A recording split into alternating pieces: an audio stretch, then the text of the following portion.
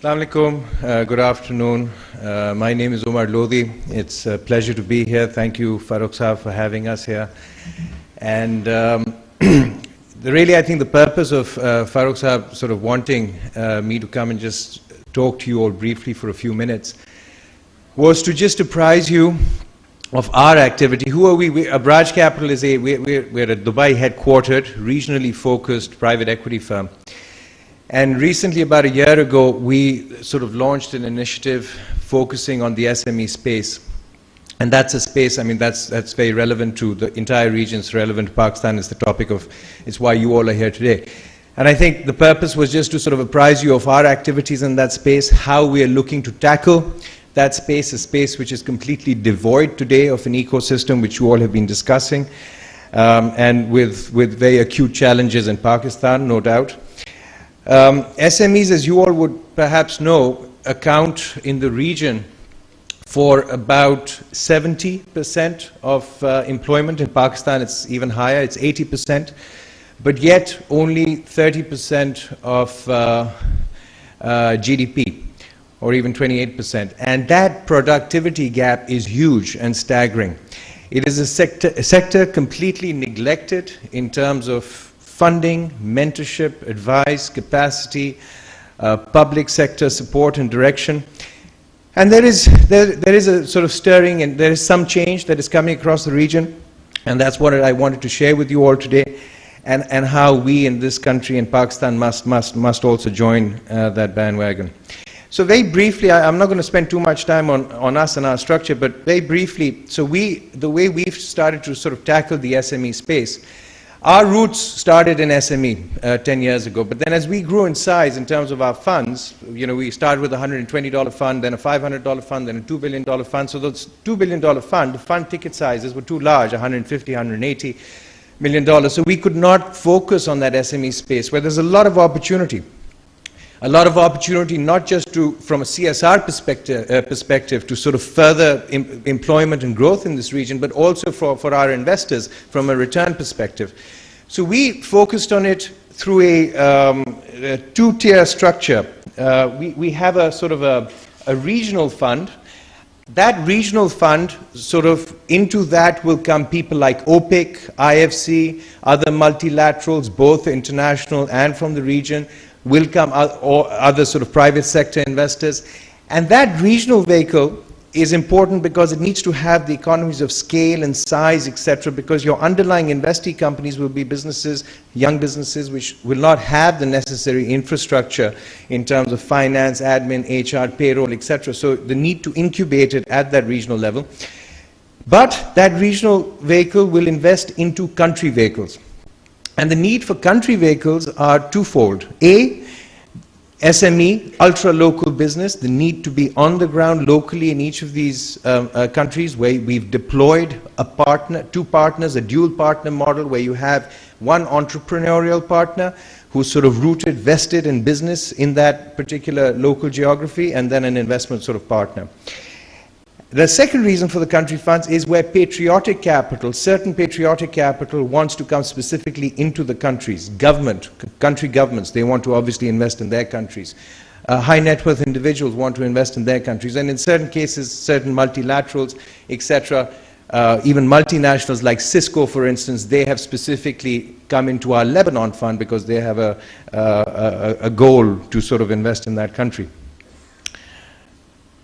Now, talking about the topic today in terms of the ecosystem, we had about a month ago, and Farooq Saab and Azhar Saab and a number of others were there, and Monis. In Dubai, we got together, we organized this event. We said it wasn't a conference, it was an anti-conference, and we called it, for lack of a better term, a celebration of entrepreneurship. It sort of started as an idea just to sort of launch, if you like, our activities. Riyada is what we call our SME fund. Riyada in Arabic means entrepreneurship. And then from there it grew as we sort of garnered interest and, you know, using today's modern sort of social media networking technologies, Twitter, Facebook, etc. It became viral, this whole celebration of entrepreneurship event. It became viral throughout the region. It became viral outside of the region, and before we knew it, we had over 3,000 registrants, of which 2,500 showed up in Dubai over a 2-day event. The purpose of us doing this, and many, everybody's a conspiracy theorist, why is Abraj doing this? The purpose of doing it was to showcase the entrepreneurial zeal, the entrepreneurial talent that exists in this region. Because people feel that, well, you don't have it. You don't have the education, you don't have the support system, you don't have the infrastructure, you don't have what it takes. It was to showcase those people, and because at least 50 or 60% of the participants were aspiring and in some cases already existing and successful entrepreneurs. And it was a call to the stakeholders across the board, governments, private sector, banks, VCs, etc. It was a call for them to recognize that zeal, that talent that exists in the region, and for them to call and come in and support, help build that ecosystem and foster and further entrepreneurial activity. And I guess that's what you all are doing here today. Now, we had in that, at the COE, we had a Pakistan workshop. And that was about a 90-minute workshop. We had about 80, 90 people. We had Farooq Saab, various other people, Monis on the panel. I was moderating. We had Imran Khan. And this was an output from that panel, from that workshop. The workshop was titled, "What Does It Take to Succeed in Today's Pakistan?" Recognizing, and that's why I have the big red box in the middle, recognizing the fact that our basic enabling environment in terms of infrastructure, in terms of security, in terms of law and order, in terms of energy, in terms of competent governments are missing. And I don't mean to underplay that at all, because that is a core privilege that any society, any country should have. But recognizing that in that 90-minute session, we weren't going to change that and solve that problem, the purpose, as Farooq Saab and I devised it, was what does it take to succeed in today's Pakistan? Without getting caught out, oh gee, we don't have power, we don't have Bijli, we have a corrupt government, etc., etc. And sadly, however, we were still not successful because much of our discussion was drained around that. However, this was the output, this was what we recognized, starting with perhaps some of the less obvious things, but the lady over here and all the senior panelists before. Education. Education bringing the awareness of entrepreneurial thinking and activity right from the kindergarten level, right into primary and secondary education. It is all important. Various countries in the OECD have done it over the last generation. It has made monumental changes and differences. We work in various countries across the region with an institution called Injaz, and you all should go and look it up. They're a fantastic outfit. They do exactly this, working in public sector schools, bringing entrepreneurial thinking at the most basic grassroots level. Because if you think about it, entrepreneurship is not just about, and I don't claim to be an entrepreneur, I never will be one. I don't have the passion, the passion and zeal with which we undertake and which we think our everyday life in whatever sphere of activity it is that we perform. And so bringing that, inculcating that into children from that grassroots level is all important. And in Pakistan's context, we are a rich country, 160 million people. Our demographics are one of our biggest advantages to do so also through a vocational front. Vocational training is all important once again, because that entrepreneurial activity, it could be a plumbing job, it could be an electrician, it could be something as basic as that, but introducing that through that entrepreneurial thinking and activity. The workshop, the panelists identified IP and the lack of a regulatory structure. IP obviously at the core of innovation for any type of entrepreneurial activity, but also the basic regulatory and enabling environment, especially when it comes to bankruptcy laws, etc., which are important for entrepreneurs, and also that sort of cultural stigma associated with that of failure, which must not be, failure must be sort of viewed upon positively.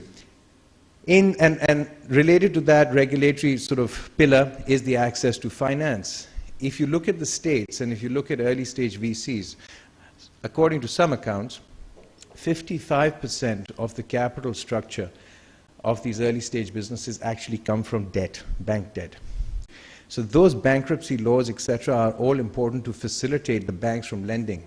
And that's why today you should reach out, we should be reaching out to all the CEOs of banks over here, etc., who must not have that sort of, 19th century mindset that, we are only going to lend to rich businesses, and recognize the opportunity, the profit opportunity, the growth opportunity about investing and lending to the SME sector. Also related now, we talk about the VC industry a lot. The VC industry is all important, without a doubt. In places like Pakistan, in places like much of the region, it is not going to develop without the public sector, in our opinion, leading the charge. The public sector leading the charge through public-private partnerships with the private sector. Regional governments all over the MENA region, and I guess if we had a government which sort of applied any thought, they would hopefully come up with the same conclusions. Our demographics, which are one of our biggest opportunities, are also one of our biggest challenges in terms of the job creation that we need to create over the next 20, 30 years. We're not going to do that without encouraging and getting our act together in terms of education and in terms of furthering, nurturing entrepreneurial activity. Governments have recognized that, and the last 10 years or so, in the Middle East, in MENA, in Egypt, there have been a number of government initiatives, but they've gone nowhere because they've been public sector led, they haven't had the rigor of the private sector. Governments today are recognizing that they need to go with a private sector led, disciplined approach, and they need to seed private sector funds. We're doing that in Jordan, we're doing that in Egypt, we're doing that in Lebanon. Regional governments, and of course, OPEC have invested $150 million with us. They've infected, I think they've invested here locally with a number of shops as well. IFC, European, EIB, Proparco, etc. So we've got international support, people ready and actually putting their money where their mouth is. And you've got to hand it to the US administration. Obama, when he came last year to Cairo, he pledged it. Within 8 months later, $900 million had been committed. And that's our regional governments now need to support. Here in Pakistan, you had the CSF, where the Ministry of Finance was going to put forward 62.5, and the USAID, the CSF agency, was going to put 62.5, $125 million to seed SME private sector businesses. It hasn't seen that. Nothing has happened. The last 8 months has just suddenly fallen off the radar. Now, Imran, just before the workshop, Imran addressed the whole, on the center stage, he gave a speech to about 2,400 people. And Imran was just 45 minutes, and he, ex-tempo, no notes, nothing. Imran was magnificent. Imran was inspirational, motivational. He spoke from the gut about entrepreneurship, about leadership, about passion, about failure. And he anecdotally sort of referenced back to his time as a cricketer, as a captain, the last 14 years of the Shaukat Khanum. He blew everybody away. There were many people, all the Arbaz in that room, they didn't even know who Imran Khan was, right? He blew everyone away. But then, as brilliant as he was outside, he was equally morbid and lackluster inside the workshop, where I had pleaded with him, please do not derail the conversation, do not go into a political tirade. He did. So Matt came. So Matt, after Imran had gone into this 15-minute tirade, depressed the hell out of everyone, Matt came and he said, you know what? He said, the last 2-3 years, I think you guys have just lost your self-belief and your sense of pride. You've forgotten that, yes, given the malaise you have, all the other attributes that you guys have as a nation and as a people, which gives you so much propensity. He says, us VCs, he says, we get excited and we start investing when we think we're missing out on something. And he says, in the last 1 hour, I just saw two such contrasting Imran Khans. And he said, you know what? As a VC, I'd rather any day take the Imran Khan I heard outside than the perhaps factual, reality-bound Imran Khan that I just heard inside. He says, because you know what you guys have to do as a country? Maybe you just need to fake it, quote unquote, fake it for the next few years. Start to believe yourself and project to the people around you that the glass is half full. And the malaise that we are in is not insurmountable. And let's inshallah all hope that is the case. Thank you very much.